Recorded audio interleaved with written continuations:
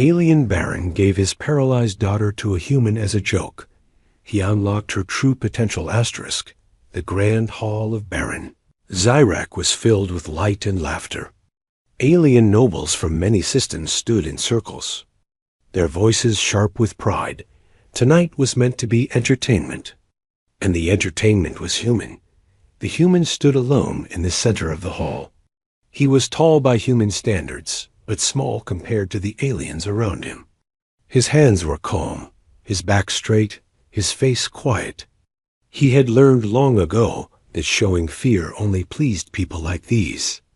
Baron Zyrak sat on a raised throne, his armor shining with rare metals. His many eyes watched the human like a toy. Humans were still new to this part of the galaxy. Most aliens believed they were weak, slow, and useful only for labor. "Look at him," the Baron said loudly. "A fragile species that believes it belongs among us." The hall filled with laughter. The human did not reply. The Baron leaned forward, smiling. "Tonight, I will give you a gift." "Human, a gift worthy of your kind." Servants moved to the side of the hall. A floating chair glided forward slowly. On it sat an alien young woman. Her body was thin, her arms resting stiff at her sides. Her legs did not move at all. Her eyes were open, but distant. The laughter faded into whispers. Everyone knew who she was. She was the Baron's daughter, the one no one spoke about. "Meet my daughter," the Baron said with false pride. "She is broken.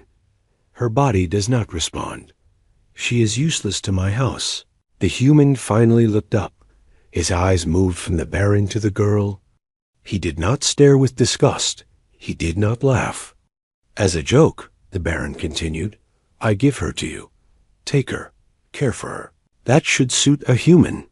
The hall exploded with laughter again. Some nobles clapped. Others shook their heads in amusement. To them, this was perfect cruelty. The girl did not react. She had heard words like this all her life. Broken, useless, mistake. She expected the human to look away like the others. But he did not. The human stepped forward slowly. He stopped beside the floating chair. He looked at her face carefully, not her still legs, not her silent arms, her eyes. They were not empty. They were watching everything. He turned to the Baron. "If I accept this gift," he asked calmly. "She is under my protection." The Baron laughed again. "Protect her? From what?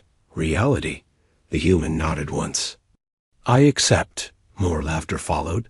The nobles believed the human had just accepted a lifetime of shame. Then something unexpected happened. The human knelt down. Not to the Baron, but to the girl. Gasps spread through the hall. No one knelt to someone like her. The human spoke softly. "My name is Elias. I will not hurt you. I will not laugh at you."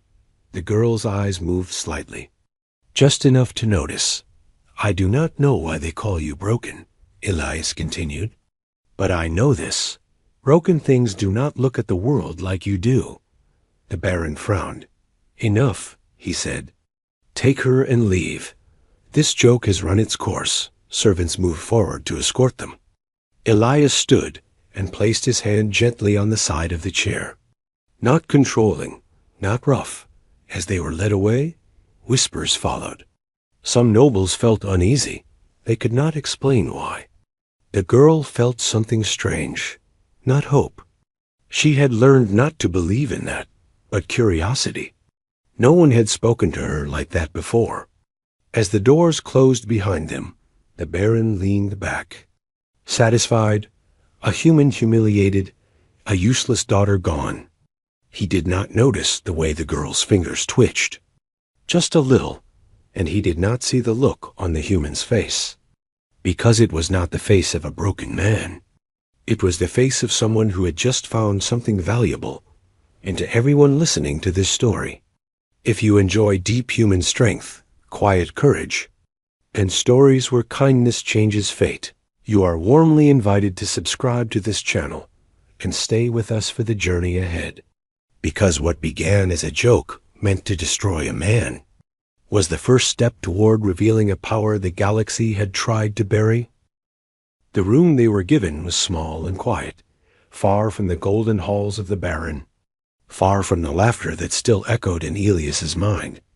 The door closed behind them with a soft sound, and for the first time in many years, the alien girl was alone with someone who did not look at her like a burden. Elias stood still for a moment. He did not rush. He knew silence could be frightening when someone was used to being ignored. "This place is not much," he said gently. "But it is safe." The girl said nothing. Her body remained still, but her eyes followed him closely. She watched every movement, every breath. Elias noticed that too. Most aliens believed paralysis meant weakness of the mind. Humans knew better. He moved a chair closer and sat so they were at the same level. "I was told your body does not listen to you," he said calmly. "But no one told me your name." The girl hesitated. Her voice, when it came, was quiet and controlled. "Lyra," Elias smiled slightly. "Lyra," he repeated. It is good to finally hear it spoken. That simple sentence made her pause. No one had said her name like it mattered. Not in a very long time. Hours passed slowly. Servants brought food, but did not look at her. They never did. Elias watched how Lyra reacted to sounds, to light, to the hum of machines hidden in the walls. "You hear more than they think," he said. "It shows in your eyes." Lyra let out a slow breath. "They stopped testing me years ago," she said. "When the healers failed, they decided I was finished." Elias leaned forward slightly. "Failed how?" "They said my spine was damaged," she replied. "But their scans were always strange," they argued. Then they stopped caring. That word stayed with him. Strange. Later that night, when Lyra slept, Elias quietly studied the old medical files he had been given. The Baron had not bothered to hide them. Why would he? Human eyes saw what alien pride ignored.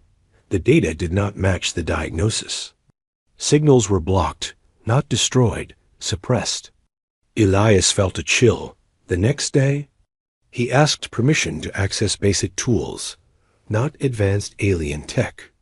Just scanners, cables, and simple interfaces. The kind humans adapted easily. The guards laughed when they approved it. "Let the human play," they said. Lyra noticed the change in his energy. "You found something," she said quietly. "Maybe," Elias replied honestly. "But first, I need to ask you something important." She looked at him, steady and serious. "What do you want to try?" he asked. "Not to walk, not yet, but to understand what they did to you." Lyra was silent for a long time. Her entire life had been people deciding things for her, taking control and abandoning it. "Yes," she finally said. "I want the truth." That night, Elias connected a human-built interface to her neural port. The alien design was elegant but flawed, too controlled, too afraid of error. Human systems allowed mistakes and learned from them as the interface powered on. Lyra gasped softly. "I feel noise," she whispered, "like something waking up." Elias's heart raced. "That is your nervous system," he said. "It is still there." The readings spiked suddenly, then stabilized at levels Elias had never seen before. "This is not damage," he muttered. "This is restraint." Lyra's eyes widened. "Restraint, yes. Something is blocking you on purpose, outside the room." Unseen by them, a monitoring system quietly activated. Old and forgotten, but very alert now, in the Baron's private chamber. A warning light blinked once, then twice. Baron Zyrak frowned as he read the alert. "That is impossible," he said to himself. Back in the quiet room, Lyra felt something new. Not pain, not fear, movement. Her finger twitched again. Clear this time. Elias saw it. He did not speak. Afraid the moment would break. Lyra stared at her own hand, breathing fast. They told me I was empty, she said. They told me nothing was left. Elias met her eyes. They were wrong. Neither of them noticed the shadow forming behind the glass wall, or the silent command sent deep into the palace systems, because the girl everyone forgot had just reminded the galaxy that some power is not destroyed, only hidden.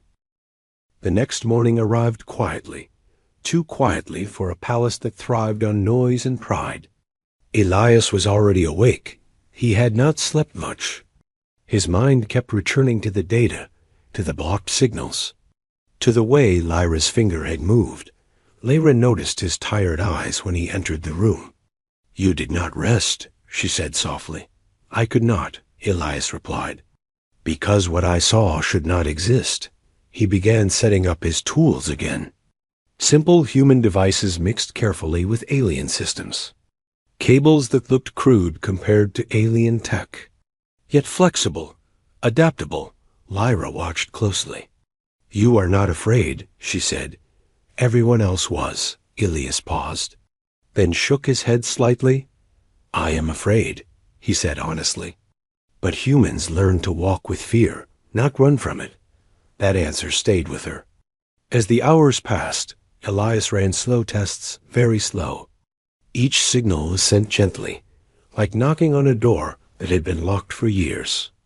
The readings were strange again, not broken, not weak, but held back, as if something was watching, waiting, in another part of the palace. Guards began to notice unusual activity. Energy use increased near the forgotten wing. Medical systems that had not been touched in years were active again. One guard laughed. "The human is still playing doctor," he said. Another did not laugh. He watched the monitors carefully. Something about the numbers made him uneasy. Back in the room, Lyra suddenly tensed. Her breathing changed. "Elias," she whispered.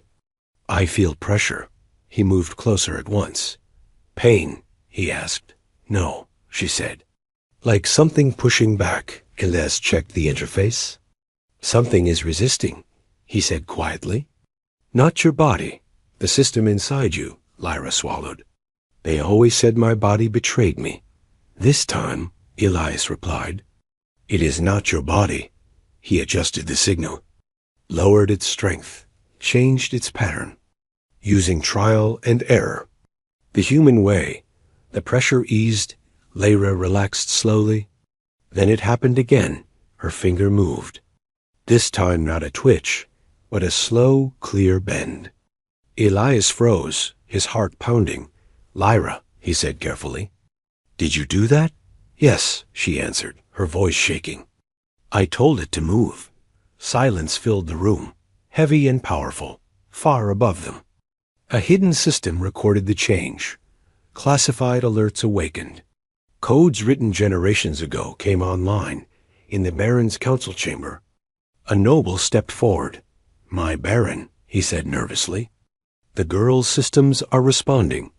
Baron Zirak's eyes narrowed. "That is impossible. She was restricted for a reason," another noble added. "If she awakens—" "Enough," the Baron snapped. "It is just a human mistake. Let him continue." Back in the room, Elias smiled for the first time since arriving at the palace. Not a wide smile, but one filled with meaning. "They were wrong about you," he said. "They were wrong because they never tried." Lyra looked at her hand again. Tears formed in her eyes. "I tried," she whispered.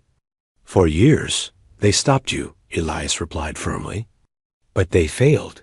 That night, Elias worked longer, pushing carefully, always watching Lyra's face, never forcing. Something deep inside her began to wake, not violently, but steadily, like a light slowly rising outside the door. Guards gathered, whispers spread, fear replaced laughter. "She is changing," one servant said. "I saw her hand move." "That is forbiddance," another replied, when Elias finally stepped back.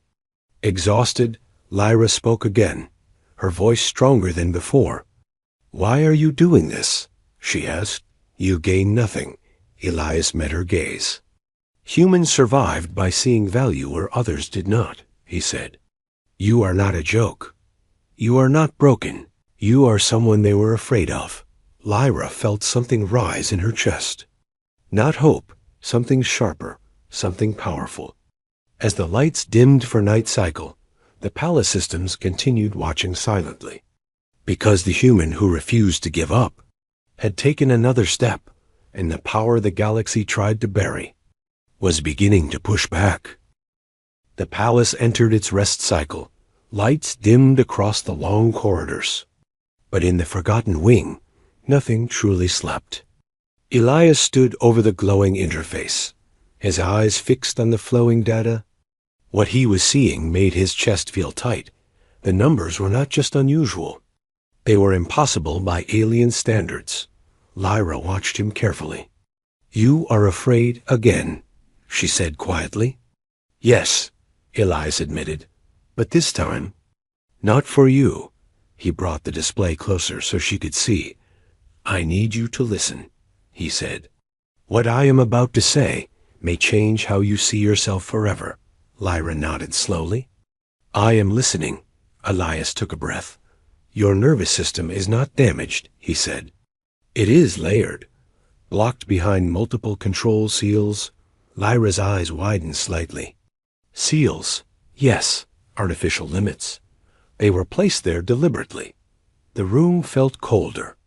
They told me it was an accident, Lyra whispered. A failure at birth. Elias shook his head. No, what you have is not a flaw. It is a suppression. He pulled up older genetic records. Hidden files marked with ancient symbols. These are not medical warnings, he continued. They are fear markers. Lyra felt a strange pressure in her chest. Fear of what? She asked. Elias looked at her directly. Fear of what you could become. Silence fell between them, heavy and sharp, outside their room. Unseen by either of them, a group of senior nobles had gathered. They watched through secured channels, their expressions dark. She is approaching threshold levels, one whispered. If she crosses them, she must not, another replied quickly. Inside, Lyra's breathing grew uneven. All my life, she said slowly. They looked at me like I was already gone, Elias nodded. Because to them, he said. You were safer that way. He activated another layer of the scan. This one deeper, older, as the data unfolded. Even Elias felt his hands shake. Lyra, he said carefully. Your species once produced individuals like you. They were rare and powerful, Lyra swallowed. Powerful how? Elias hesitated, then spoke. Neural dominance, system control, mind-to-machine influence. Lyra's eyes flickered. I feel machines, she said suddenly, all the time. The walls, the lights, they whisper. Elias froze. That is not normal, he said slowly. That means the seals are weakening on their own. At that exact moment, the lights in the room flickered, just once, then stabilized. Far away, deep beneath the palace, ancient systems adjusted their status from dormant to alert. Lyra felt warmth spread through her spine. Not pain, energy. I was never empty, she whispered. I was full. Yes, Elias replied softly. And they were afraid you would overflow. The door suddenly vibrated slightly. A low hum passed through the walls. Elias turned sharply. They are watching us now, he said, closely. Lyra looked at him, fear finally breaking through her calm. Will they stop you? They will try, Elias answered honestly. But not yet, he lowered his voice. Lyra, he said, what we do next is dangerous. She met his gaze without hesitation. My entire life was dangerous, she replied. Just quietly, Elias adjusted the interface one more time. This setting was different. Not to remove the seals, but to speak to them. Human systems did not force control. They questioned it as the signal passed through her body. Lyra gasped, her back arched slightly, her fingers curled into a fist. Alarms screamed silently inside secured networks. Containment protocols began to unlock. In the Baron's private chamber, Zyrak rose from his seat, his expression dark with recognition. "That human," he growled. "He is touching Forbidden's design." Back in the room, Lyra's eyes glowed faintly, not with light, but awareness. "I can feel the palace," she said in awe. "It is like a map inside my mind." Elias felt a mix of fear and wonder. "They buried a queen inside you," he said, "and called it mercy." Lyra clenched her fist again. Stronger this time, her arm moved a few centimeters off the chair. Tears streamed down her face. "They lied to me," she said. "They lied to everyone." "Yes," Elias replied. "And now the lie is cracking." Outside the room, guards received new orders. Security units changed patrol routes. Weapons systems warmed quietly, because the truth hidden in her blood was no longer sleeping. And what began as a cruel joke was turning into a threat the entire palace could feel. The palace no longer felt calm. It breathed, it listened, and it reacted. Lyra sat upright now, not fully free, but no longer trapped in stillness. Her back held itself, her shoulders no longer slumped. Elias watched her carefully. Every movement felt like a step across thin ice. One wrong choice could bring the guards running. "You are changing fast," he said quietly. "Faster than I expected." Lyra closed her eyes. "I am not changing," she replied. "I am remembering." The lights above them dimmed again, then brightened, not by command, but by response. Elias felt it too. The room was answering her. Down the corridor, guards stopped walking.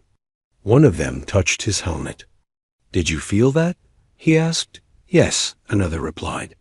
"The systems just rerouted on their own." In the Baron's chamber, Zyrak slammed a clawed hand against the table.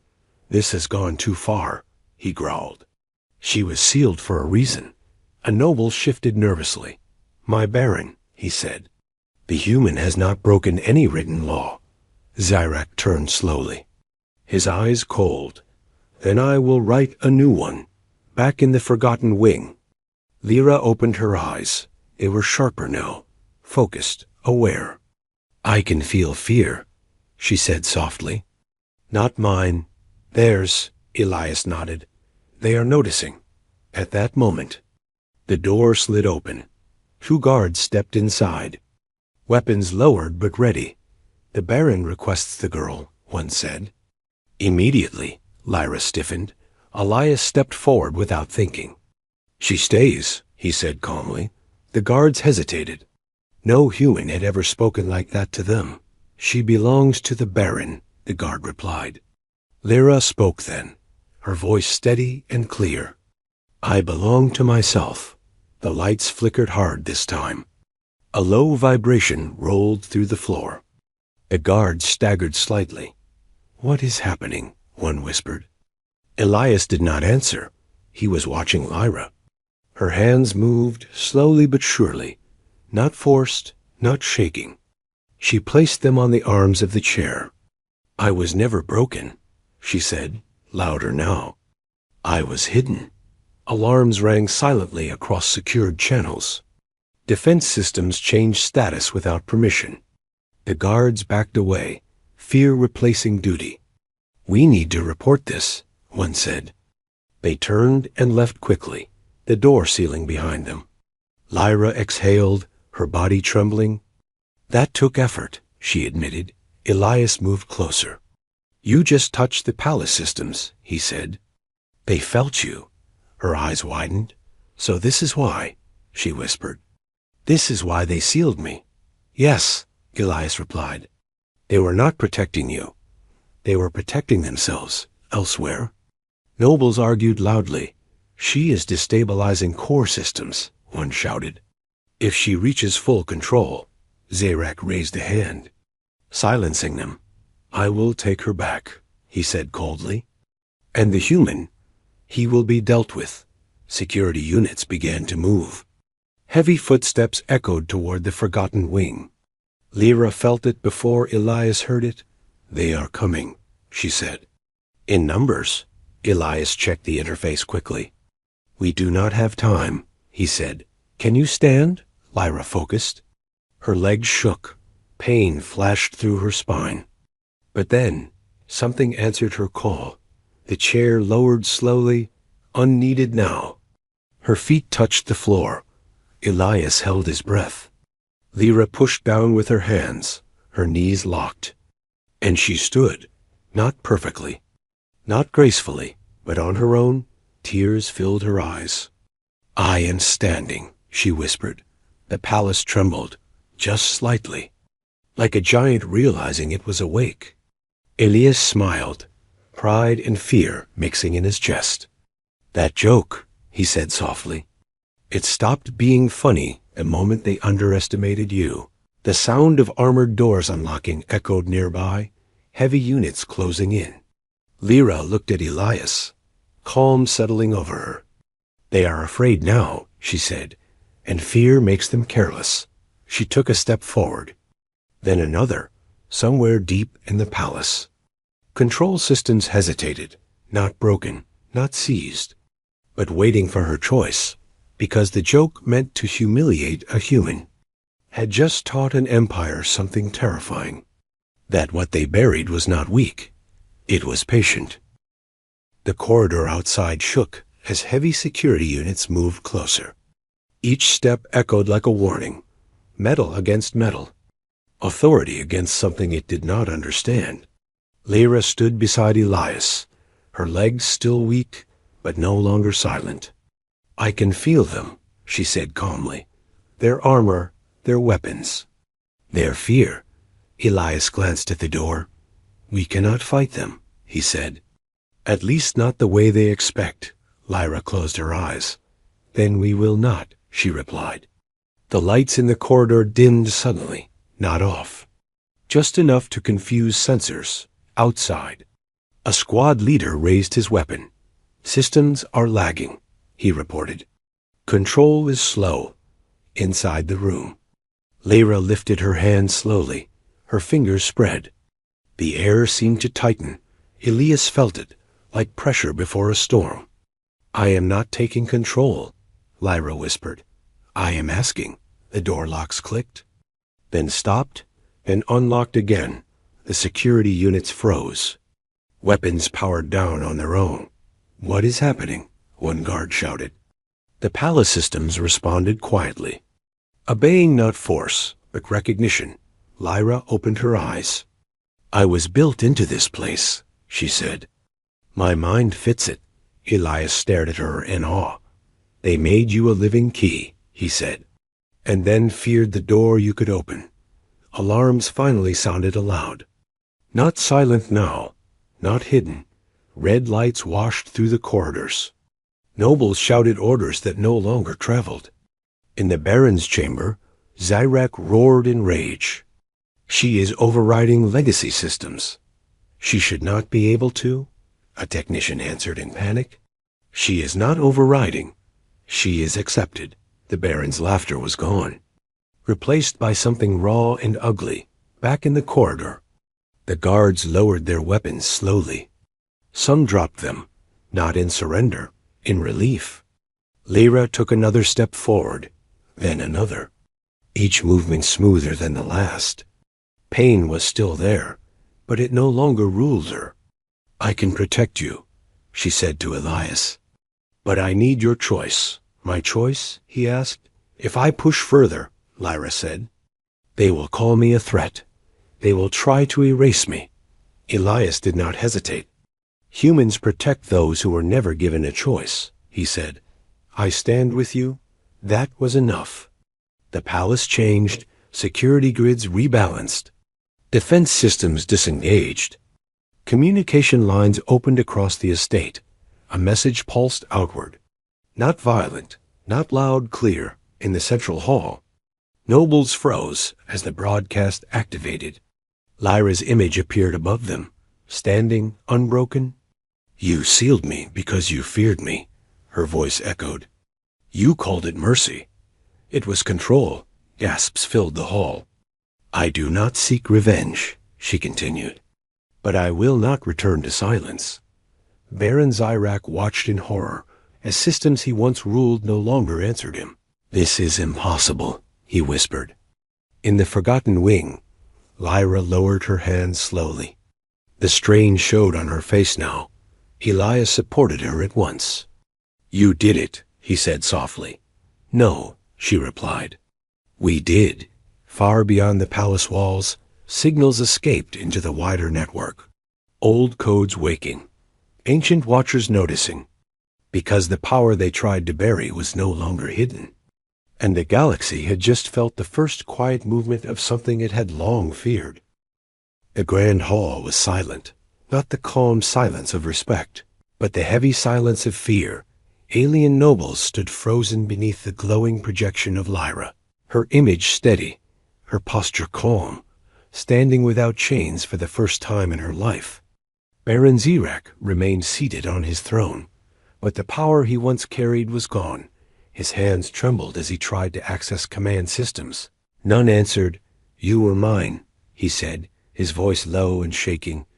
I gave you life. Lyra's gaze turned toward him. Cold, clear. You gave me fear, she replied. You gave me silence. You did not give me life. A ripple moved through the nobles. Some lowered their eyes, others backed away slowly. Elias stood beside her projection point, not speaking, not commanding, simply present. That presence mattered more than words. You turned me into a joke, Lyra continued, to entertain your pride. But you forgot something. The lights shifted, showing archived data, old records, sealed decisions. You forgot that humans see what others ignore, she said. You buried potential. He uncovered it. Baron Zyrak rose suddenly, rage breaking through fear. You are dangerous, he shouted. You will bring war. Lyra shook her head slowly. No, she said. Fear brings war. She paused, letting the words sink in. I choose something else. The palace system stabilized, not under her control, but under balance. Security forces received new orders. Stand down, observe. Do not engage. The nobles felt it then. This was not a takeover. This was a release. Lyra's projection faded from the hall, replaced by a simple message. Truth has weight, and the forgotten wing. Lyra leaned heavily against Elias. The effort had taken more from her than she showed. You should rest, he said gently. She nodded, then looked at him. Why did you stay? She asked quietly. You could have left. Elias smiled softly. Humans do not abandon what they believe in, he said. And I believed in you long before you stood. Lyra closed her eyes for a moment, then opened them with calm certainty. I will leave this place, she said, not in chains, not in hiding. Where will you go? Elias asked. She looked at him. Anywhere I choose. Outside the palace. Ships hovered, watching, waiting. The galaxy would talk about this day, but they would not understand it. They would say an alien girl rose. They would say systems failed. They would say power shifted. But the truth was quieter. A human was given a broken gift and chose to see value instead of weakness. Baron Zyrak was removed from command within the cycle, not by force, but by law rewritten under public truth. Lyra walked out of the palace beside Elias, each step stronger than the last. No cheers, no throne, just freedom. As the stars stretched before them, Lyra spoke one final truth. They feared what I could become. Elias nodded. They should, because the joke meant to humiliate a human became the moment an empire learned something it could never forget. That humanity's greatest weapon was not strength, not technology, but the simple, dangerous habit of believing that no one is truly broken.